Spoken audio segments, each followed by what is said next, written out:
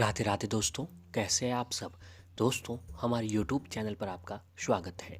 हमारे इस चैनल को सब्सक्राइब कीजिएगा और हमारे वीडियो को लाइक, शेयर और कमेंट जरूर कीजिएगा। दोस्तों, हमारे हिंदू पंचांग के अनुसार हिंदू धर्म में कुल 24 एकादशियाँ आती है, लेकिन दोस्तों कभी अधिक मास या फिर मल मास लग जाता है तो इनकी संख्या बढ़कर जो है 26 हो जाता है। दोस्तों, आप सभी लोग ये तो जानते होंगे कि हमारे हिंदू धर्म में एकादशी का कितना अधिक महत्व बताया गया है। जी हाँ दोस्तों, हिंदू धर्म में एकादशी के दिन को बहुत ही शुभ और पवित्र दिन और महत्वपूर्ण दिन माना जाता है। सभी एकादशियाँ जो होती है वह भगवान विष्णु जी को समर्पित की हुई होती है। जी हाँ दोस्तों, एकादशी के दिन जो है भगवान विष्णु जी को समर्पित दिन होता है और इस दिन भगवान विष्णु जी की पूजा आराधना का दिन होता है। आपको बता दें कि हिंदू पंचांग की 11वीं तिथि को एकादशी आती है। यह तिथि एक महीने में 2 बार आती है, एक पूर्णिमा के बाद और एक अमावस्या के बाद। इन्हीं में से दोस्तों 24 एकादशियों में से एक एकादशी होती है पुत्रदा एकादशी। जी हाँ दोस्तों, हमारे हिंदू धर्म में पौष पुत्रदा एकादशी का विशेष महत्व बताया जाता है। दोस्तों, आप सभी लोग जानते होंगे कि अभी जो है पौष महीना चल रहा है और पौष महीने की पुत्रदा एकादशी का दिन आने वाला है। हिंदू पंचांग के अनुसार साल में 24 एकादशियाँ पड़ती है, जिनमें से 2 एकादशियाँ पुत्रदा एकादशी के नाम से जानी जाती है। दोस्तों, पुत्रदा एकादशी श्रावण और पौष महीने के शुक्ल पक्ष में पड़ती है। दोनों ही एकादशियों का अपने आप में बहुत अधिक विशेष महत्व होता है। मान्यता है कि इस व्रत के प्रभाव से संतान की प्राप्ति होती है। जी हाँ दोस्तों, जिन माताओं बहनों को जो है संतान की प्राप्ति नहीं हो रही है, उन्हें पौष पुत्रदा एकादशी के दिन यानी पुत्रदा एकादशी के दिन जो है आपको व्रत उपवास अवश्य ही रखना चाहिए। इस व्रत को रखने से व्यक्ति को संतान की प्राप्ति अवश्य ही होती है। बता दें कि आपको दोस्तों कि पूर्णिमा के बाद आने वाली एकादशी को कृष्ण पक्ष की एकादशी और अमावस्या के बाद आने वाली एकादशी को शुक्ल पक्ष की एकादशी कहते हैं। तो दोस्तों, ऐसे ही अंग्रेजी कैलेंडर के अनुसार पौष शुक्ल पक्ष की जो पुत्रदा एकादशी है वो इस बार जो है 24 जनवरी के दिन को पड़ रही है। जी हाँ दोस्तों, इस बार पुत्रदा एकादशी जो है 24 जनवरी रविवार के दिन को पड़ रही है। अब आइए दोस्तों जानते हैं पुत्रदा एकादशी का महत्व। तो सभी एकादशियों में पुत्रदा एकादशी का विशेष महत्व बताया गया है। मान्यता है कि इस व्रत के प्रभाव से योग्य संतान की प्राप्ति होती है।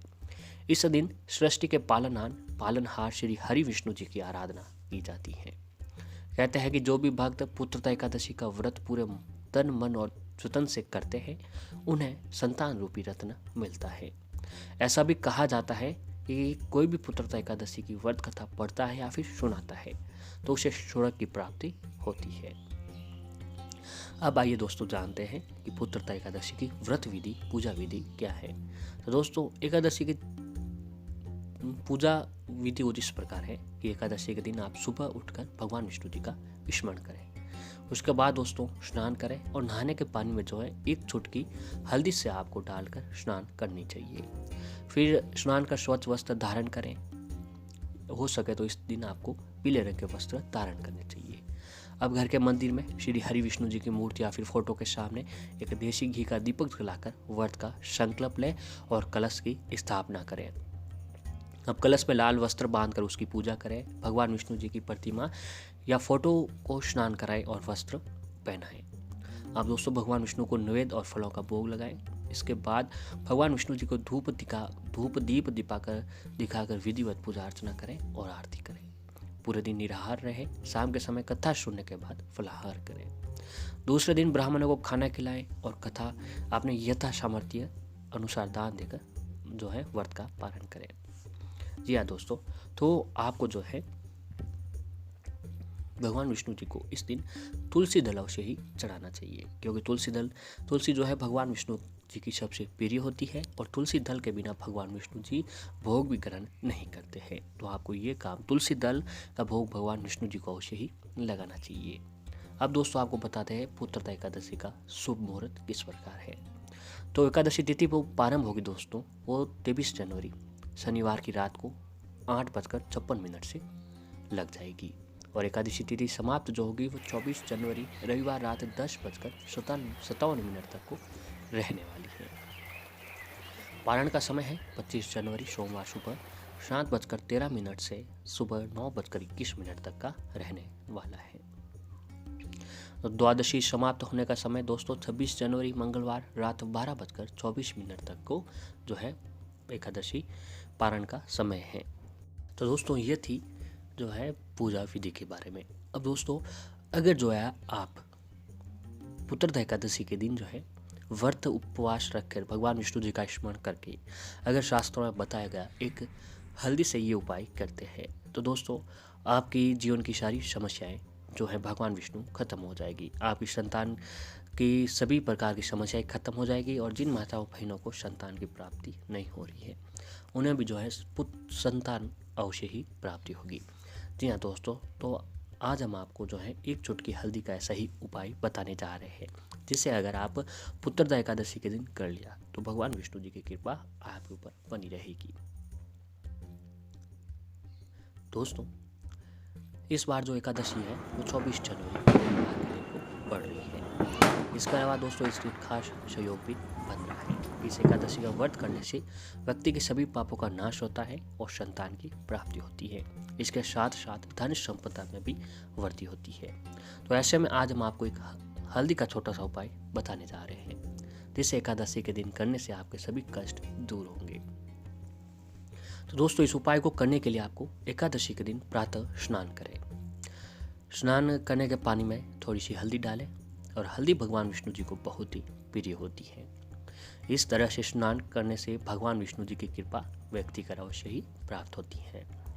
स्नान के पश्चात दोस्तों पीले रंग के स्वच्छ वस्त्र धारण करें और इसके बाद आप अपने घर के मंदिर के सामने आसन बिछाकर बैठ जाएं। इससे पहले दोस्तों आपको अपने घर के अंदर जो है मंदिर के सामने बैठने से पहले 2 तांबे के लोटे लेने हैं।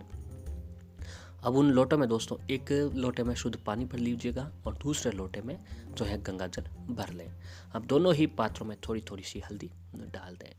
अब आपके सामने भगवान विष्णु और माता लक्ष्मी जी की एक साथ विराजमान तस्वीर होनी चाहिए।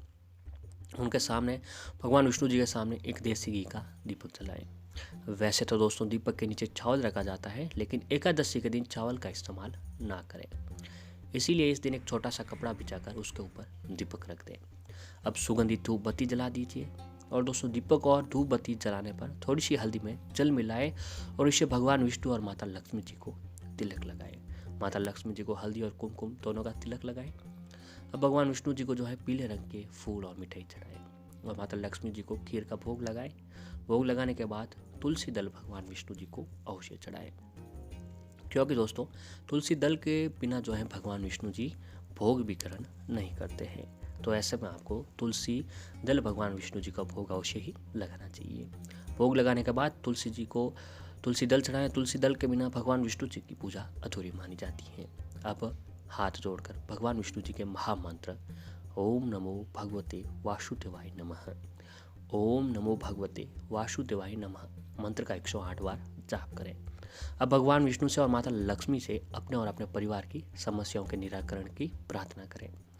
प्रार्थना के बाद हल्दी मिला हुआ जो पानी है, गंगा जल है दोस्तों, उसे अपने घर के मुख्य दरवाजे पर छिड़क दें। इसके पश्चात उस गंगा जल हल्दी को पूरे घर में भी छिड़क दें। ऐसा करने से दोस्तों माँ लक्ष्मी जी जो है आपके घर में स्थायी रूप से निवास करती है और भगवान विष्णु की भी आपके ऊपर कृपा अवश्य ही बनती है। इसके बाद दोस्तों आप अपने घर के सभी सदस्यों को हल्दी से तिलक करें।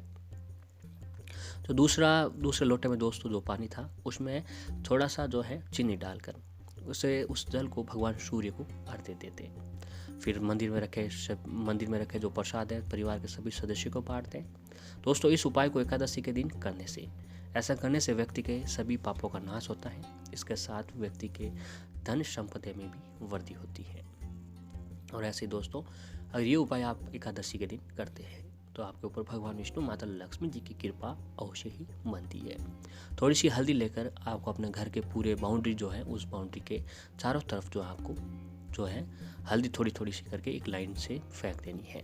ऐसा दोस्तों अगर आप एकादशी के दिन करते हैं तो आपके घर के आसपास सारी सकारात्मकता बनती है और भगवान जी का आशीर्वाद आपके ऊपर अवश्य ही बनता है। तो दोस्तों इस एकादशी के दिन जो जातक ये काम करता है, माता रानी लक्ष्मी और भगवान विष्णु जी की कृपा उनके ऊपर अवश्य ही बनती है।